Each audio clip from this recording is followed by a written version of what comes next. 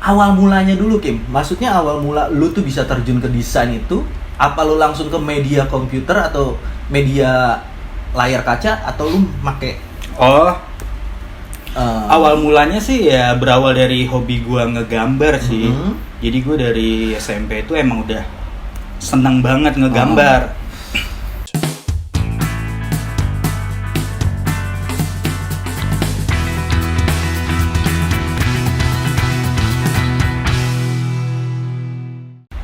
Halo, kembali lagi dalam channel gua Juan Babe di Obrolan Warung. Kali ini gue datang ke rumah teman gue yang bernama Harry. Doi punya rumah desain. Yoi. Desain grafis yang menurut gue hasil-hasilnya tuh oke-oke juga. Kita tampilin aja kali nantinya Harry.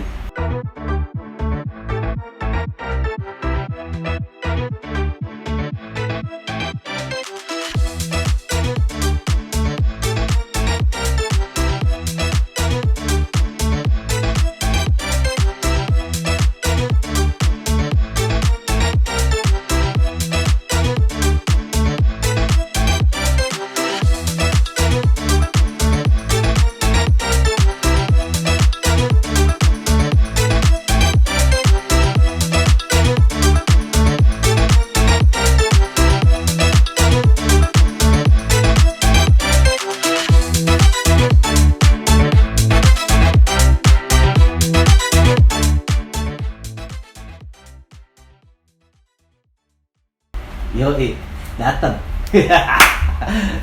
Apa kabar, geng? Alhamdulillah. Her, Ya, gimana nih Her? Keseharian lu Her? keseharian gua. Keseharian gua ya paling rebahan aja sih. Rebahan. Tiduran aja, geng. Gua pengangguran, geng. Bukannya pengangguran, doi freelancer ya. Freelancer desain grafis ya. Kim. Gua tuh kenal dia dari SMA. Dari gambar-gambar dia dulu yang nyeleneh tuh sampai sekarang ini tuh dia jadi seorang freelancer desain grafis. Ya. Yoi. Tapi lu konsisten gitu. Menurut gue. Dari SMA ya, dari SMP sih. Dan doi emang jahil banget kalau udah bikin-bikin gambar. Abis temen-temen gue dicengin sama dia. Pakai gambar ya tapi ya. Iya. Kim, cerita dong Kim. Bagaimana mula lu tuh bisa terjun ke desain grafis gitu? Sebetulnya gue nggak freelancer, bukan freelancer sih. Terus? Jadi gue selama 1 tahun ini itu gue kerja di salah satu perusahaan Belanda. Oh menir. Iya. Yoi menir. Jadi di Indonesia tuh ada timnya, geng. Kurang lebih timnya itu ada orang-orangnya ada 20 orang lah. Sorry, dia manggil gue begeng karena kita ini saking dekatnya dan dia tahu gue kecilnya gimana kan. Makanya dia nama gue tuh dulu begeng Tapi manggilannya. kita sempat musuhan. Ya elah gak usah dibahas aja. Musuhan, temen, ampe bisnis bareng. Yoi. Oke lanjut Kim. Ya, jadi udah setahun ini gue kerja di salah satu perusahaan di Belanda. Gue kerja sebagai graphic designer sih. Jadi kerjaan gue tuh membuat desain untuk kebutuhan media promosi perusahaan mereka. Dan itu dibutuhin banget ya di perusahaan pada saat era kayak gini ya? Iya, dibutuhin banget sih di era digital ini. Awal mulanya dulu Kim, maksudnya awal mula lu tuh bisa terjun ke desain itu, apa lu langsung ke media komputer atau media layar kaca atau lu make? Awal mulanya sih ya berawal dari hobi gua ngegambar sih. Jadi gue dari SMP itu emang udah seneng banget ngegambar. Dan gue berpikir pada saat itu, wah gue pengen kerja atau kuliah yang sesuai dengan hobi gue menggambar pada saat itu. Dan setelah lulus sekolah itu SMA, gue belum tahu desain itu apa. Dan gue juga belum menggunakan komputer pada saat itu, masih gambar, masih pakai manual, media pensil lah, pensil warna. Lu kan awalnya dari media pensil gitu, media pensil terus pakai kertas gitu kan. Nah, lu bisa sampai ke media komputer. Komputer itu gimana tuh, Kim? Ya di tahun 2009 itu gue kan udah daftar kuliah tuh. Tapi kan sempet nggak jadi kan. Iya. Oh, gue tahu karena banget ceritanya. kendala biaya pada saat itu. Akhirnya gue buka counter tuh. Oh iya, depan rumah lu ya? Depan rumah counter pulsa. Iya, counter pulsa. Tapi Kim, itu sempat berjalan berapa tahun, Kim? Setahun gue buka counter. Nah, terus awal mula gue ngegambar pakai komputer tuh. Itu ceritanya gue lagi di counter tuh, gue lagi ngegambar, geng. Lagi gambar, masih manual lah. Nah, temen gue datang. Siapa lu sebutin aja namanya? Erwin. Yeah. Itu dia yang ngebawa lu sampai kena dunia digital. Iya, betul. Kebetulan waktu dia SMA, dia jurusannya desain grafis. Jadi dia udah lebih awal pakai software, gambar pakai software grafis pada waktu itu. Nah, gue dicengin tuh, lu masih aja gambar pakai tangan manual, ya kan? Emang kayak gimana nih caranya? Ada cara lain, gue bilang. Iya, nah dikasih tahu lah. Tapi dulu software pertama lu apa? Corel Draw. Iya. Bukan Photoshop ya? Bukan. Itu gue diajarin sama dia tuh Corel Draw. Waktu itu komputernya gue masih komputer jadul, geng. Tabung, lemot banget. Tapi lu emang bangsat, Kim. Kenapa? Berry gambarnya dibikin. Lu kenapa bisa bikin gambar Berry waktu itu? Gambar apa nih? Bukan gambar sih, itu lebih ke ngedit fotonya dia kali ya. Iya. Nah, di situ akhirnya gue belajar nih Photoshop, geng. Belajar Photoshop. Nah, di situ yang pertama kali gue pelajarin tuh ngedit foto. Iya. Nah, dulu kan kita sering bacot-bacotan di Facebook lah ya gitu, main ngeceng-ngecengan gitu. Nah, tahu-tahu doi bikin ngedit fotonya teman gua si Berry. Kusut sih asli, itu parah sih. Lu nggak mau minta maaf ke Berry? Oh iya, Ber, sorry banget Ber. Asli itu, gua apa ya, karena pada saat itu tuh yang namanya baru bisa software grafis, itu gua bangga banget. Sumpah asli bangga banget. Terus gue nyari bahan apa nih yang mau gue edit, ya kan? Dimasukin ke grup sekolah, yoi gak? Lulusan sekolah waktu itu, wah rame banget, sumpah gue nggak enak banget sama Berry, sorry banget Berry ya. Tapi akhirnya setelah gue lihat-lihat karya gue yang dulu edit foto gitu, itu gue malu sendiri, geng. Gue kayak merasa bersalah, ini kok gue bodoh banget ya kayak gini ya ngedit. Lu hapus dah akhirnya gue hapus. Iya. Tapi bukannya itu suatu sejarah perjalanan lu, kenapa lu mesti hapus? Ya karena di situ ada suatu kode etik lah ya. Iya, tindakan yang menyakiti hati seseorang. Iya benar. Terutama Berry. Aib kan jadinya itu. Makanya lebih baik gue hapus aja tuh foto-fotonya. Itu kalau ada kocak. Itu goblok sih tuh. Parah banget anjir. Nah, balik lagi, Kim. Kemudian lu kuliah. Setelah lu bisa. Gue belum sempat kuliah. Nah, itu gimana tuh? Gue sempat kerja dulu. Kerja di Hokben. Serius? Iya, gue jadi operator produksi tuh di bagian dapur. Gue masukin daging. Iya, sampai ngangkat berat. Berarti perjalanan lu panjang juga ya untuk menjadi seorang desain grafis. Tuh panjang banget ya. Tapi gue di situ masih terus coba belajar. Tentang nggak bisa desain sih. Desain lu nggak lu hilangin lah di situ ya? Enggak. Keinginan gue untuk jadi seorang seniman sih pada saat itu. Asik. Itu besar banget. Tapi gue lihat lu dari zaman sekolah sampai sekarang ini lu konsisten masalah gambar, apalagi desain grafis sekarang ini ya. Iya. Gue kan sempet lama juga nggak ketemu lu ya. Jadi gue nggak tahu lu kerja di mana. Pokoknya gue tahu belakangan ini aja. Itu juga lewat sosial media mah beberapa kali kita ngumpul gitu kan. Lu jadi sempat ngomong freelancer atau apa gitu kan. Sempat kuliah, tahu ada foto wisuda, Gak nyangka ya? Gak nyangka. Gue juga gak nyangka sih. Gue bisa kuliah. Iya.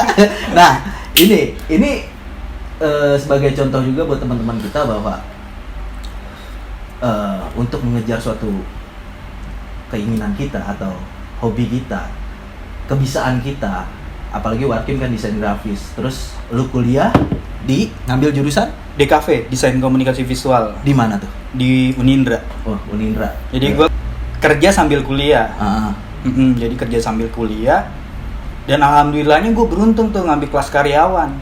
beruntungnya apa itu? Beruntungnya teman-teman di sekeliling gue itu Mm-mm. mereka usianya lebih tua daripada gue dan mereka juga udah punya pengalaman lebih banyak sih Oke, tentang berarti lu- desain. Jadi mereka kan sambil kerja nih. Ah, Nah, gue bisa sambil belajar nih sama mereka. nambah akar lagi. Iya, nambah nambah ilmu. informasi, Iya. ilmu. Ah, Yoi. betul. Itu waktu lu kuliah itu siapa temen lu yang menurut lu ngebantu lu dalam informasi desain grafis tuh siapa? Aldo. Aldo. Iya. Aldo. Oke.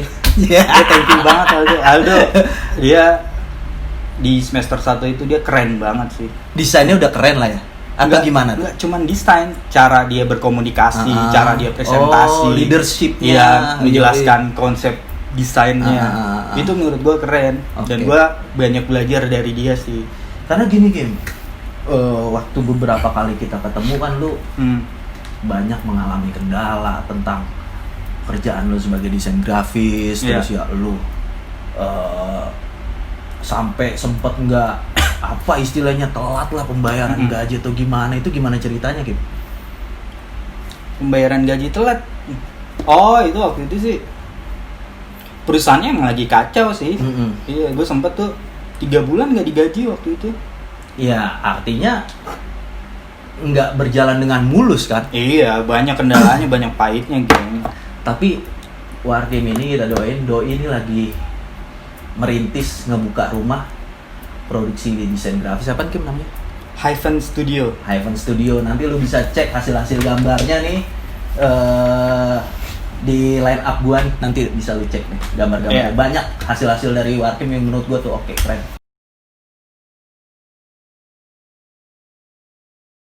Jadi desain grafis itu kita bekerja nggak cuman ngegambar aja. Terus Nah, desain grafis itu kan proses merancang sesuatu untuk mengkomunikasikan pesan melalui media visual. Itu Iya. berupa gambar, oke. berupa motion grafis, animasi segala macam. Jadi hasil yang kita buat itu tuh ada komunikasi pesan di dalamnya. Iya. Kayak misalkan menyampaikan informasi, Mm-mm. mengajak orang untuk membeli produk kita. Iya, melalui media desain. Iya, melalui media desain. Nah, dulu kan gue taunya desain grafis itu hanya sebatas gambar aja, suatu keindahan aja. Nggak ngerti bahwa desain itu ada alur ceritanya, Iya, alur ada pesannya, konsepnya Iya, gitu kan. Ada konsep di balik pembuatan karya visual tersebut. Nah, itulah yang menurut gua tuh prosesnya itu yang benar-benar sulit banget. Dah, Jadi dan seorang lu- desainer tuh. Lu tahu bahwa desain itu adalah suatu proses untuk menghasilkan informasi. Itu lu taunya pas lu memang kuliah atau gimana tuh? Kuliah. Lu diajarin lah dari awal. Iya. Tentang teori desain, warna segala macem. Itu tuh waktu kuliah gue dapetin ilmu itu. Sebelum kuliah ya gue taunya desain itu ya hanya sebatas gambar yang bagus aja. Nggak ada tujuannya lah. Nggak ada maksudnya. tujuannya, Gitu, fungsinya gitu. untuk apa. Sebenarnya desain itu luas. Jadi misalkan nih contoh sederhananya kayak gini. Dulu gua sempat kerja di salah satu perusahaan yang bergerak di bidang pendidikan. Nah, Oh iya, lu pernah cerita sama gue tuh. ya materi yang disampaikan itu melalui motion grafis atau animasi. Iya, iya. Nah, target audiensnya tuh itu anak-anak SD. Nah, tantangan gua ketika gua kerja di situ, gua harus membuat gambar yang emang bermanfaat untuk si anak-anak Itu ide lu sendiri, pakai ide lu sendiri atau secara visual kita mikirin sendiri. Tapi kan dibagi-bagi. Misalkan untuk yang bikin skripnya nanti ada lagi. Nah, oh iya. skrip itu nih yang gue bikin, yang gue coba aplikasikan ke dalam bentuk visual, ilustrasi. Ya sama aja kayak Kayak, film kayak gini misalkan nih, anak-anak kan kadang dia belajar sulit untuk menangkap suatu pelajaran itu kan. Nah, dengan hadirnya media animasi ini, itu fungsinya untuk ngebantu si anak tertarik untuk mempelajari pelajaran itu. Ya intinya istilahnya menghipnotis si anak Iya. itu supaya ngerti lah pakai desain itu iya, kan. betul. Iya. Jadi gue bikin ilustrasi tuh nggak hanya sekedar bagus, geng. Iya. Nah, jadi minimal sebelum anak-anak ngerti tentang pelajaran yang disampaikan melalui animasi itu, mereka suka dulu. enggak, guanya tuh harus ngerti dulu. Oh, oke. Guanya tuh sebelum ngebuat ilustrasi, minimal guanya harus ngerti dulu. Apa yang anak itu Iya, sukain. betul. Oke, Jadi oke. pelajarannya nih, materinya gue bener-bener gue pahamin. Oh, oke. Ini biar anak tertarik. Gimana caranya nih gue bikin ilustrasi yang untuk si anak tuh langsung Terekam tertarik lah di dan suka. otaknya. Terus ketika dia nonton video tersebut, itu langsung apa sih? Ya terekam di otaknya dia. Terekam di otak dan anak-anak tuh jadi paham tentang pelajaran itu. Itu berupa pelajaran animasi atau kalau sekarang banyak sih ya, ada berupa pelajaran, ada lagu. Iya. Iya. Itu ini materinya tuh pelajaran sekolah dasar. Itu pasarnya untuk di Indonesia atau Di Indonesia. Oh, oke. Di Indonesia. Jadi nih kayak contoh sederhananya ya, kayak pelajaran matematika 1 tambah 2 Iya. sama dengan berapa. Kadang kan anak udah bosen ya ngeliat angka ya. Iya. Nah, itu gue coba gue ganti dengan buah-buahan. Iya, supaya iya, anak iya. tuh tertarik. Iya, misalkan satu buah mangga ditambah 2 mangga hasilnya jadi berapa buah. Iya, ngerti. Nah, ngerti. itu ilustrasinya dibuat sebagus mungkin. Dan di situ tuh prosesnya kita nggak hanya bikin ilustrasi yang kartun. Kartun kan ada banyak ya, kartun untuk dewasa, untuk anak-anak. Jadi kita ilustrasi itu menyesuaikan target audiensnya sih. Jadi, untuk anak-anak nih cocoknya karakternya seperti apa? Iya. Misalkan agak unyu-unyu gimana gitu ya kan. Banyak lah karakter buat karakter anak kan, buat membius si anak itu menjadi suka. Iya, terus mulai dari warna segala macem, teksnya, fontnya. Fontnya tuh kita nggak mungkin kan pakai font tuh yang kaku Arial gitu. Iya, jadi disesuaikan komik lah apalah gitu ya. Iya. Tunggu Kim, sebentar. Karena gini, gue juga punya anak ya. Ya kan anak itu udah bukan lagi eranya kita ngajarin mereka itu 1 tambah 1 berapa? 2. Udah nggak kayak gitu sih. Dengan media desain itu kayaknya itu bocah jadi lebih suka gitu loh. Apalagi dia nampilin mainan ini ditambah mainan ini jadi berapa gitu kan. Iya. Jadi gampang terekam kan di otak si anak kan. Tapi lu di situ masih atau udah lama. enggak? Itu pertama kali lulus kuliah sih gua kerja di situ. Oke. Terus lu pindah haluan kemana tuh? Gue pindah-pindah, geng. Kenapa? Gak pak, gue gini ya apa? Jadi kayak mau mencoba Hal baru dan ilmu baru.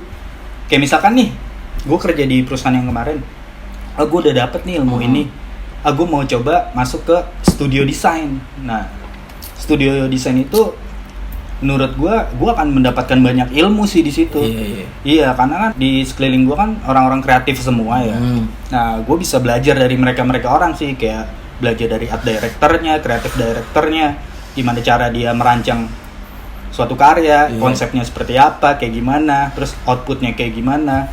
Itu gue mau pengen tahu lah. Iya, pengen tahu lah. Nggak cuma di satu tempat lah yang punya permasalahan itu aja gitu, lu mau nyari permasalahan lain lah gitu lah. Dengan bahkan sampai gue masuk pagi, pulang pagi lagi. Serius? Iya. Kalau di perusahaan kreatif gitu emang kayak gitu sih, geng. Kebanyakan di agensi, di studio desain. Kalau standar orang kerja kan 8 jam gitu. Iya. Lu pagi pulang pagi sering. Waktu gue di Kemang tuh. Itu keluar dari apa? Yang tadi tuh. Iya. Itu keluar dari sampai lu akhirnya pengen buka sendiri itu gimana gitu? Jadi kemarin kan tuh dalam setahun ini selain gue kerja di perusahaan yang Belanda itu, gue banyak orderan kerjaan nih dari luar. Oke. Kayak misalkan ada calon klien DM gue di Instagram, Mas nanya-nanya, bikin ini kayak gimana, berapa harganya berapa? Pakai nama lu sendiri lah. Iya. Nah akhirnya gue terima tuh. Dan sampai sekarang gue udah kerja sama beberapa agensi ataupun studio desain. Wih, keren. Asli. Itu semua kerja kontraknya freelance. Tapi lu kalau freelance gitu punya tim? Gue ada tim. Jadi semua tuh nggak gue kerjain sendiri, geng. Kalau gue kerjain sendiri, hancur lah lu. Hancur lah. Badan lu hancur. Badan gue hancur, kurus gue ntar. Jangan sampai kurus. Kalau gemuk ini kan orang ngeliatnya wah seneng nih. Susunya cocok. Badan gemuk, rambut cepak. Dulu mah klinis ya. Yoi. Anjir, dulu poni lempar. Yoi, sekarang aja. Dicengin mulu gue mau Wulan, kangen band. Anjir. Nah dari kerjaan yang masuk banyak dan gue keteteran, akhirnya gue coba nyari teman-teman terdekat dulu nih, yang emang lagi misalkan nggak kerja, itu gue ngajak mereka, gue ngelempar kerjaan gue ke dia, jadi bagi-bagi kerjaan lah. Ngasilin uang bareng lah. Misalkan dapat kerjaan motion grafis nih, itu nggak semua gue kerjain, jadi gue misalkan bikin storyboardnya, konsep storyboardnya kayak gimana, nanti tim asetnya, tim ilustrasinya tuh gue nyari lagi, terus tim motionnya juga nyari lagi. Nah, Kim, tujuan lo ke depan nanti, tujuan lo ke depan untuk desain grafis ini apa? Untuk diri lo sendiri? Mau mencoba membuka lapangan pekerjaan untuk orang-orang terdekat gue. Yang ngebantu mereka lah. Berarti, dan gue nggak selamanya mau jadi desainer grafis sih. Lah, kok? Apa? Terus mau jadi apa? Ya yang nge-manage perusahaan. Ih, gokil. Itulah goals lu ya, yang pengen lu capai. Tapi gini, manage tim dan lain-lainnya. Tapi tetap di ruang lingkup desain grafis kan. Tapi gini, Kim, gue tuh sebenarnya salut sama lo. Maksud gue, setiap kita ketemu ada cerita yang lu bisa share ke gua nih, permasalahan yang lu share ke gua gitu, entah masalah kerjaan lu, apalah, ya banyak lah pokoknya lah. Nah, di luar dari desain lagi nih, lu kan punya anak ya, punya istri. Gua lihat lu di rumah aja gitu, Kim, nggak kayak gua gitu yang kerja kantoran saban hari, dan lu enjoy aja gitu loh. Maksud gua, lu tapi ada yang hasil yang lu dapetin ya, tetap ya dari desainnya. Ya ada. Tapi begini, Kim, kalau misalnya gua kenal lu sebagai freelancer lah. Freelancer kan, lu sering cerita ke gua gitu loh. Gue nganggap bahwa freelancer itu pekerjaan yang nggak pasti kan awalnya kan. Itu sorry ya, gue maksudnya memang gue nggak tahu nih awalnya, tapi pas gue kulik, wih gokil sih. Kenapa? Kulik ya, lu kalau bicara angka yang lu sebutin gitu, freelancer itu ngeri, Kim. Harga desain lu semuanya ngeri. Lebih dari yang kalau gue bilang ya. Tapi gue bukan menganggap bahwa kita kerja tetap tuh nggak gimana. Maksud gue, seorang freelancer pun ya bisa bertahan hidup dengan hasil yang gede juga gitu. Itu gimana tuh, Kim? Maksud gue, lu kok bisa bertahan sebagai seorang freelancer juga gitu loh?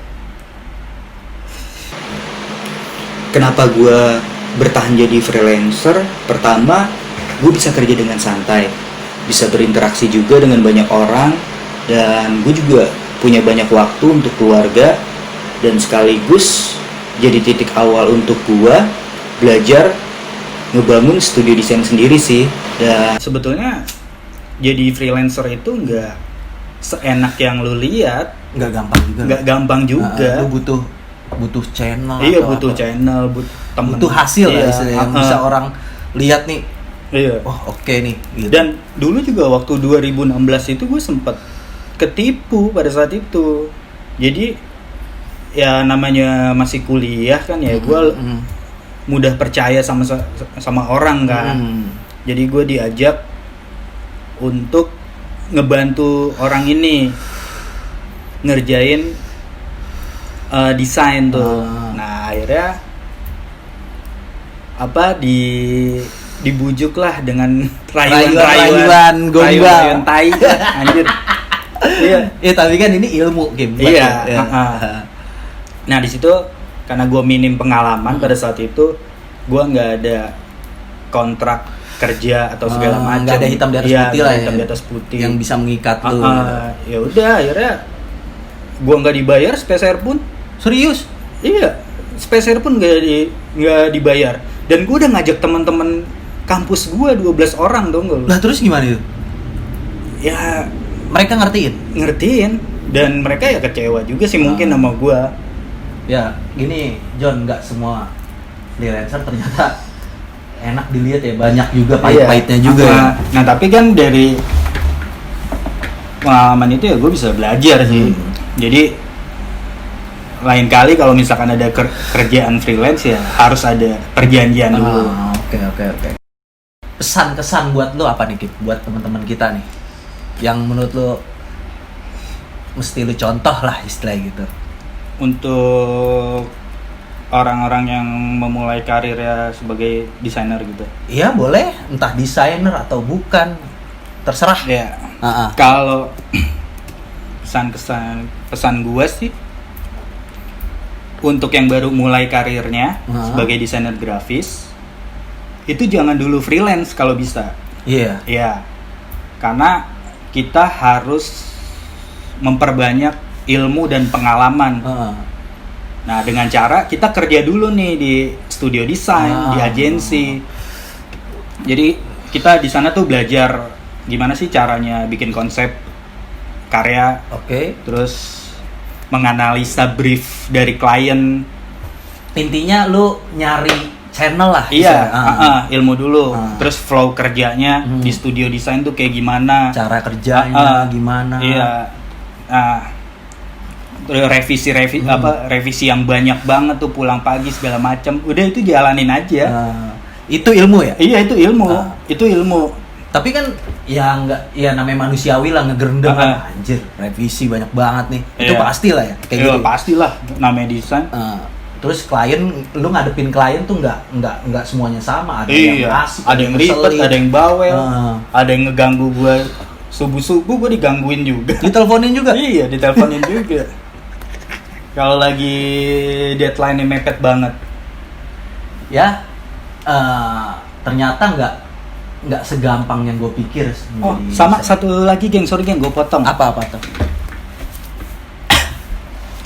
Untuk jadi seorang freelancer yang bakalan menghasilkan uang, money. Ya, masuk kerjaan banyak lah. Itu lo harus ngebangun portofolio lo sebagus mungkin. Kalau ngebangun portofolio lo harus punya pengalaman yang banyak juga dong. Iya, pengalaman. Nah, itu kan lo bisa kerja di perusahaan dulu kan. Terus lo juga bisa ikut kontes desain lah atau apa kalau misalkan lo belum ada klien. Nah, itu lo posting aja tuh, lo manfaatin tuh Instagram. Iya, Instagram tuh lo manfaatin. Makanya yang lo lihat nih di Instagram gua. Oh iya, nanti lo lihat nih Instagramnya Harry, ada di sini. Itu kebanyakan karya kan? Kebanyakan karya. Nah, awalnya gua nggak kepikiran, gua ngupload karya, upload aja. Nah, pada akhirnya kan gua dapat DM tuh dari calon klien. Iya. Karena dia tertarik sama karya gua. Dan 3 tahun sebelumnya tuh, gue tuh nggak pernah ngelamar kerja. Serius? Iya, gue nggak pernah ngelamar kerja. Orang yang nyari lu? Iya, nge-DM gue. Anjir.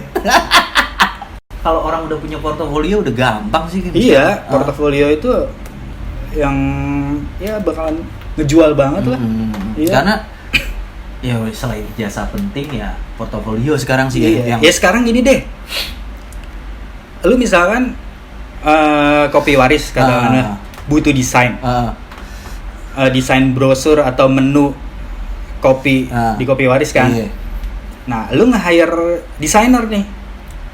Yang pertama kali lu lihat kan hasilnya dulu, selain ya, latar belakang dulu. si desainernya, portofolio juga pasti kan lu bakal lu lihat kan, lu mau tahu Ya, iyalah. si desainer ini pernah ngerjain apa aja.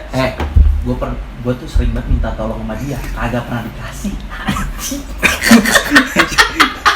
Sibuk mulu katanya, gila. Iya, geng.